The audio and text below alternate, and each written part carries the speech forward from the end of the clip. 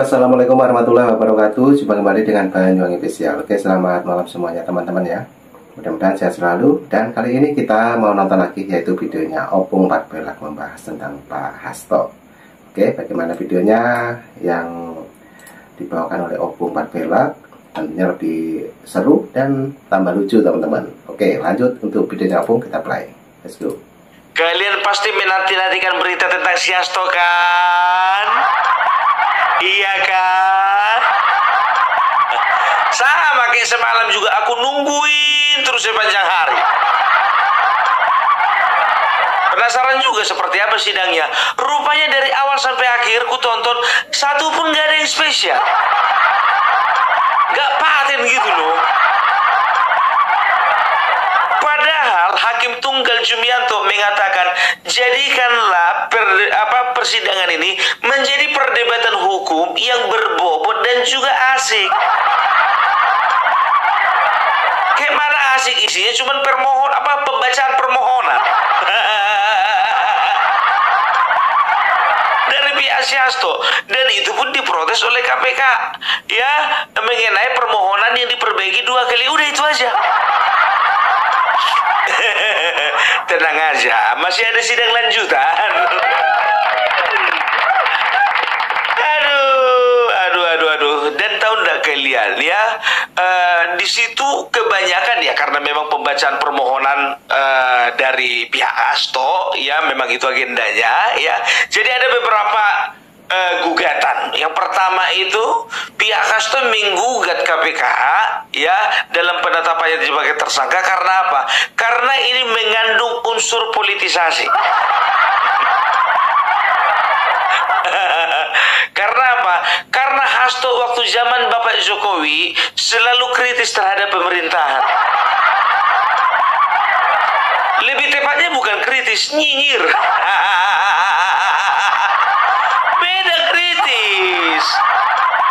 Kritis itu waktu Akbar Tanjung kritik terhadap pemerintahan, ya kan? SBY juga kritik terhadap pemerintahan Bapak Jokowi, ya. Termasuk juga Yusuf Kala terkritik terhadap pemerintahan Jokowi, ya. Termasuk juga Bapak Prabowo kritik terhadap pemerintahan Jokowi. Itu dia kritik berbobot, ini nyinyir. Karena apa? Nangis gaduh-gaduh di podcast.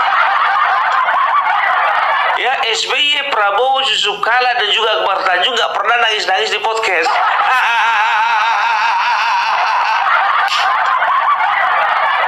Bukan kritik itu.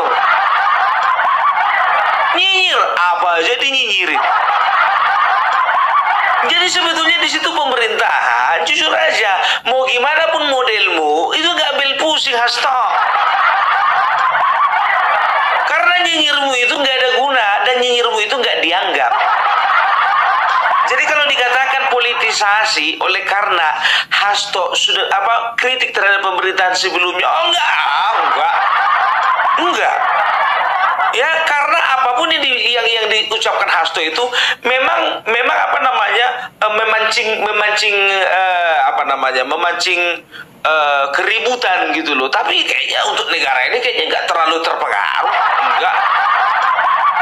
Jadi sorry lah ya, nggak ada politisasi. Kalau dikatakan politisasi, enggak. Yakinlah enggak. Baru yang kedua, penetapan Hasto sebagai tersangka oleh KPK ya dinyatakan terkesan terburu-buru. Wah, ini keren sekali nih teman-teman ya. Ini pembahasan mengenai pra-peradilannya Pak Hasto ya. Jadi memang mulai kemarin Opung menunggu-nunggu ini kabarnya dari Pak Hasto ataupun info dari Pak Hasto gitu. Oke, lanjut untuk Opung kita play. Cuman ingat kata-kata terkesan. Kan begitu. Kawan itu jeleknya tapi terkesan cantik. Karena bajunya bagus, make upnya bagus, rambutnya panjang, terkesan. Kan begitu. Pekerjaan ini terkesan rumit, tapi sebetulnya gampang kalau dikerjakan. Kan begitu. Jadi kesan itu bukan penilaian objektif, tapi penilaian subjektif. Ngerti? Ya, karena apa? Nggak ada urusannya. Ya, karena apa? Ya, jadi mereka berpendapat terkesan terburu-buru karena ketua KPK baru saja diganti loh. Apa urusannya? Walaupun ketua KPK baru saja diganti, tapi jabatan sebelumnya dia itu adalah direktur penyidikan. Jadi filenya si Hasto itu udah lama dia pegang. Kasusnya ini udah lama dia tangani.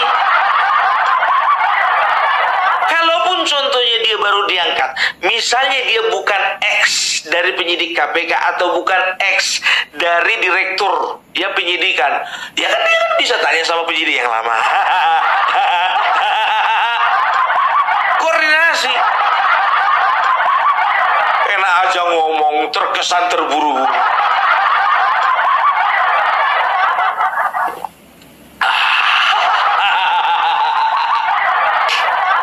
Yang ketiga, pihak Hasto keberatan dengan cara-cara dari KPK yang terkesan menjebak. Kalau ini nggak terkesan, katanya memang menjebak. Kenapa? Karena waktu itu, waktu tanggal 10 Juni, waktu Hasto diperiksa, dia kan bawa asistennya itu di bawah, dia pegang tasnya Hasto yang isinya katanya HP sama buku-buku catatan, kan begitu. Nah, Rosa Purwobekti waktu itu penyidik KPK, dia pakai topi, dia pakai masker, turun ke bawah, dipanggilnya si Kusnadi ini, asistennya si Hasto ini, dipanggil Pak Hasto ke atas. Otomatis naiklah dia ke atas, dibawalah ini barang-barangnya si Hasto. Di situ dibongkar, di situ katanya digeledah paksa. Yang mereka permasalahkan bukan geledahnya. Yang mereka protes itu kenapa cara-caranya itu menjebak. Sekarang begini, mau dia pakai topi, mau dia pakai kerudung, mau dia pakai helm, mau dia pakai masker, mau dia pakai taplak meja, itu area KPK. Rosa Purwobekti langsung sendiri memanggil. Apanya menjebak? Kecuali kalau misalnya contohnya, kalau menjebak itu, ini logika, akal sehat.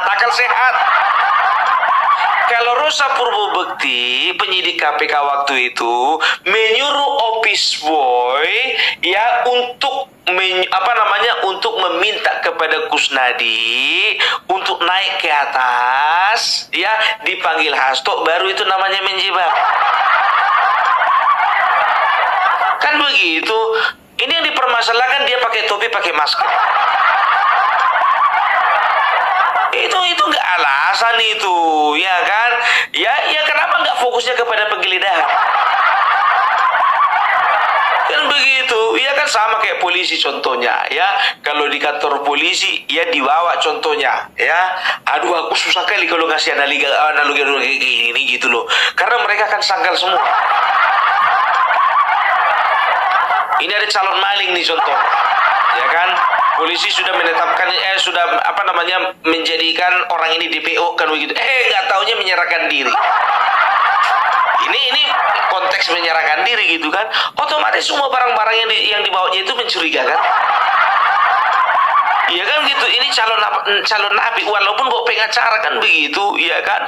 Otomatis kalau misalnya dilakukan penggeledahan kan dalam rangka apa? Ya dalam rangka untuk mencari barang bukti. Begitu, ya. Tapi kalau HP, jujur aja aku bilang sebodoh-bodohnya penyidik, sorry ya. Sebodoh-bodohnya penyidik sudah pasti perhatiannya itu ke HP. Itu dia. Dan terbukti kan, kau sendiri mengakui bahwasanya kau yang menyuruh si Harun Masiku menenggelamkan HP ke dalam kali. Justru itu memperkuat nggak tahu juga ya, waktu itu mungkin ditanya bagaimana caramu menghilangkan bukti, ya menghilangkan alat bukti. Ya saya itu Pak menyuruh dia untuk menenggelamkan handphonenya Harun Masiku. Oh, begitu ya. Alright baby, sekarang ambil HP-mu. Oh, enggak bisa loh Pak. Yang ini namanya HP ini barang pribadi. Loh, memang barang pribadi Pak, tapi gimana pun juga Bapak itu harus kooperatif bersama dengan kami, kan begitu. Oh, enggak iso. Enggak iso, itu aset pribadi Pak. Oh, bandel kau ya, kata kau di sini aja. Biar aku yang turun. Nah, ini keren-keren ya. Ini pelampiasannya Opung Parbelak sama Pak Hasto ini teman-teman. Jadi sangat asik sekali untuk kita dengarkan ocehannya Opung Parbelak. Oke, lanjut lagi karena videonya masih panjang. Mari kita tonton terus. Lanjut. Turunlah siapa namanya Rosa Purbabekti ini, kan begitu. Karena dingin pakai topi. Karena dingin dia flu, akhirnya pakai masker. Turun dia ke bawah bukan untuk menjebak. Tapi memang yang namanya tim kuasa hukum ini ya, jujur aja gue bilang, aku yang gagal jadi pengacara, betul. Semuanya disangkut pautkan. Jadi udah paham aku ke situ, biar tahu kau. Jadi nggak ada itu terkesan menjebak, itu cuma terkesan, tapi tidak ada menjebak itu ya. Selanjutnya ya, mereka keberatan penetapan Hasto sebagai tersangka oleh karena apa? Karena ada 2 SPDP ya, ada surat SPDP. Yang pertama itu SPDP, tahu kalian SPDP? SPDP itu surat pemberitahuan dimulainya penyidikan. Ya, surat pemberitahuan dimulainya penyidikan dari KPK ke Kepala Kejaksaan ya.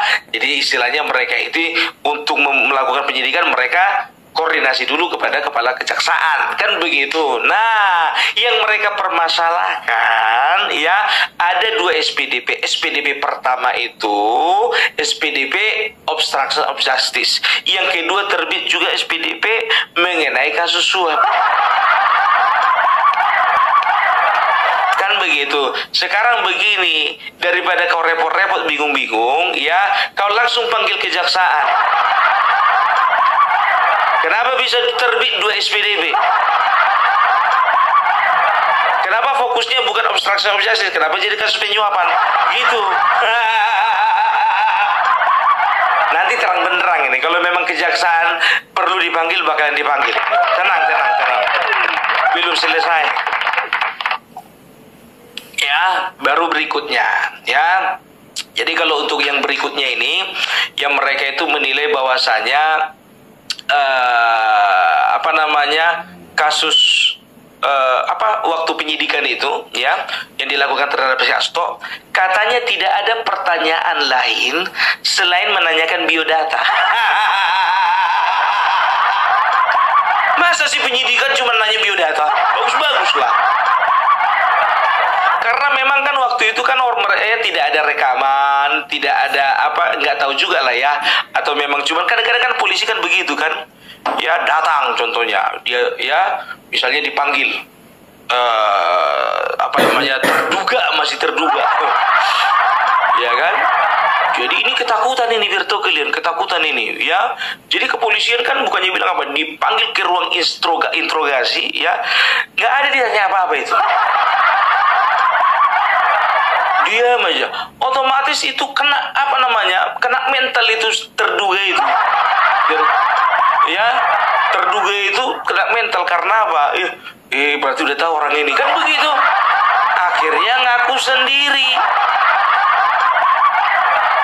Kita nggak tahu juga waktu itu yang namanya Hasto ya, mungkin ketika dia tanya biodata, ternyata yang dia jawab bukan cuma nama, alamat, tempat tanggal lahir, kesukaan, hobi, makanan favorit. Mungkin saja dia juga memberikan clue. Nah, oke teman-teman, jadi penjelasannya Opung Patbelak untuk video ini, apalagi mengenai Pak Hasto, tentunya lebih asik teman-teman ya. Dari mana sidang pra peradilan katanya cuma ini teman-teman, cuma biodata. Nah, seperti itu. Nah, mungkin teman-teman punya saran dan kritik, jangan lupa tulis di kolom komentar saya. Lanjut lagi untuk Opung Patbelak, kita play. Sekarang begini Bapak, kan tidak mungkin tidak ada yang mencatat waktu di gedung KPK. Kau baca dulu ya berita acaranya ya, setelah itu kau pelajari dulu apa-apa saja yang sudah disampaikan Hasto. Masa sih cuma biodata? Ketik. Namanya siapa? Hasto Kristianto, Pak. Punya gelar? Punya, Pak. Apa gelarmu? Doktor. Nama istri? Tunggu Pak ya, saya telepon dulu istri saya ya. Bune, jenengmu sapa toh? Bojo asem. Nama istri sendiri lali. Oh, namanya Lali, Pak. Oke. Tepat tanggal lahir. Tepat tanggal lahir Pak, tanggal sekian, tahun sekian, dan bulan sekian Pak di Jogja Pak. Tik. Oh Jogja, satu kampung kok sama Amin Rais. J Pak, J. Oh satu kampung. Pantesan. Sering komunikasi sama Amin Rais. Tidak pernah Pak. Masa nggak pernah sih? Iya Pak, kita kan beda aliran. Yes, banyak kali pertanyaan. Makanan favorit. Tergantung cuaca Pak. Oh tergantung cuaca. Kalau misalnya cuaca dingin. Oh saya paling seneng itu makan coto Makassar Pak. Soto Makassar. Kalau cuaca lagi panas? Kalau cuaca lagi panas Pak, itu saya paling enak tuh ngerujak sama minum cendol Pak, cendol dawet. Rujak, cendol dawet. Hobi. Ya hobi ngumpulin setoran Pak.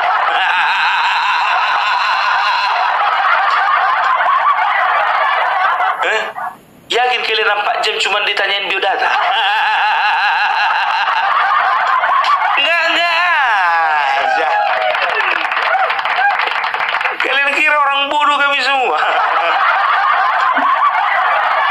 Ya, jadi itu dia. Jadi ya nanti kita tunggu lagi bagaimana hasil persidangan selanjutnya ya. Dan tahu nggak kalian, ada yang menarik dari persidangan antara Hasto dengan KPK. Di luar itu ada yang bakar-bakar ban.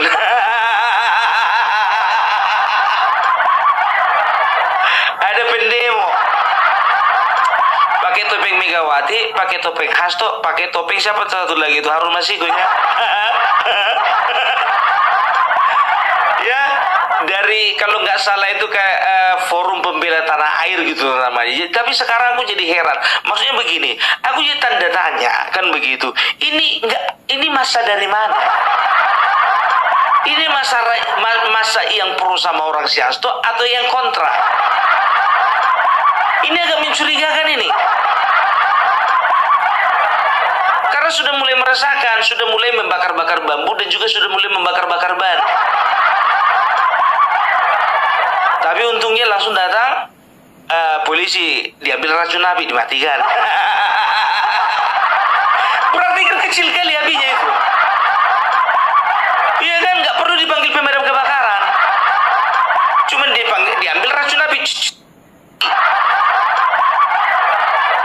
Itu dia. Jadi aku nggak, tapi kita hargai juga ya, kita hargai juga. Kalau memang mereka dari kelompok yang kontra dengan Hasto, ya kita hargai juga. Tapi kalau misalnya mereka pro, ya kan, ya mereka kalau masalah topik itu kan bisa aja pura-pura.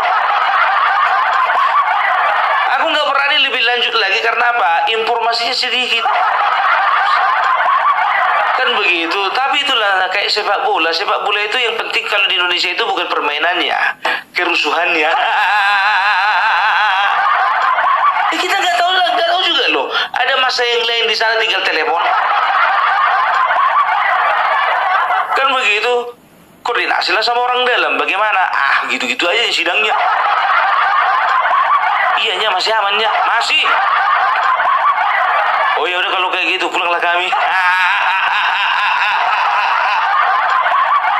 Ini misalnya, kalau misalnya menggambarkan ya kayak kemarin itu kan sidang Hasto kan yang datang siapa? Yang datang kan masa pendukungnya Hasto. Masa sekarang masa pendukung KPK? Walaupun mereka mengatakan negara ini tidak sedang baik-baik saja. Kami mendorong Harun Masiku supaya ditangkap. Kapan lagi mau ditangkap? Jangankan kalian yang bakar-bakar ban di sana. Kami di sini pun nungguin. Iya, paling tidak terima kasih ya sudah mewakili perasaan kami.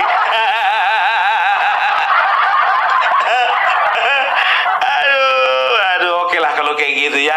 Itu dulu dari Opung Parpelak ya. Kita akan ikuti sidang selanjutnya. Oke? Ya. Jadi salam Parpelak, salam NKRI, harga mati. Nah, oke, Opung Parpelak, terima kasih untuk info-infonya mengenai Pak Hasto ataupun pra-peradilannya Pak Hasto kemarin ditunggu-tungguin, dan saya juga menungguin info untuk update terbaru.